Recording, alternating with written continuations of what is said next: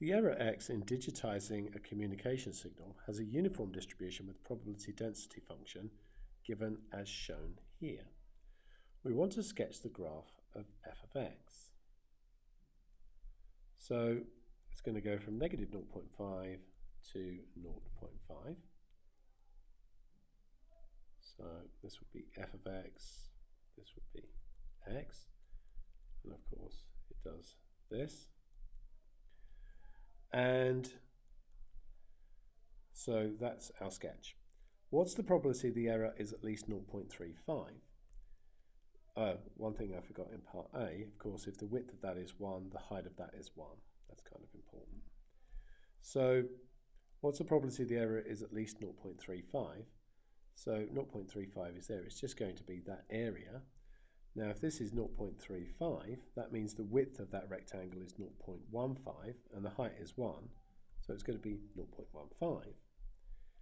If the error is negative, so this is now a conditional probability, what's the probability it's less than negative 0.35? So that is going to be the probability that x is less than negative 0.35, given that x is less than 0. So to be less than negative 0.35, that's going to be 0.15, which is the area of this rectangle just here. But probability of x being less than 0, of course, is 0.5 here. So this one is going to be 0.3. An engineer is more interested in the square of the error. What's the probability the square of the error is less than 0.09? Well, if the square of the error is less than 0.09, then the error itself is going to need to be between negative 0.3 and 0.3. Because if you square either of those, you get 0.09. And if the number is between there, when you square it, it's less than 0.09. And so that's just the width of a rectangle, going from negative 0.3 to 0.3. If the rectangle's got a height of 1, that area is going to be 0.6. Calculate the variance of the error.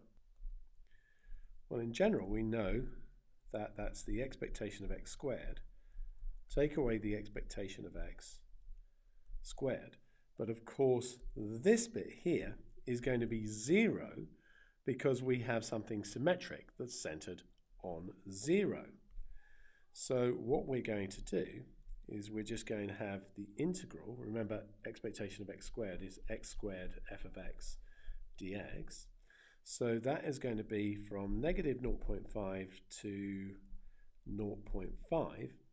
And of course, the function itself is of height 1. So it's just going to be x squared dx.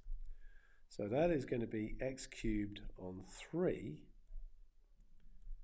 to be evaluated from negative 0.5 to 0.5. So if we have a half and we cube it, we get 1/8.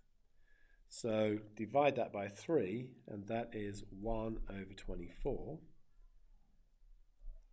And if we put negative 0.5 in here, we're going to get negative 1 over 24. And so that is 2 over 24, which is 1/12.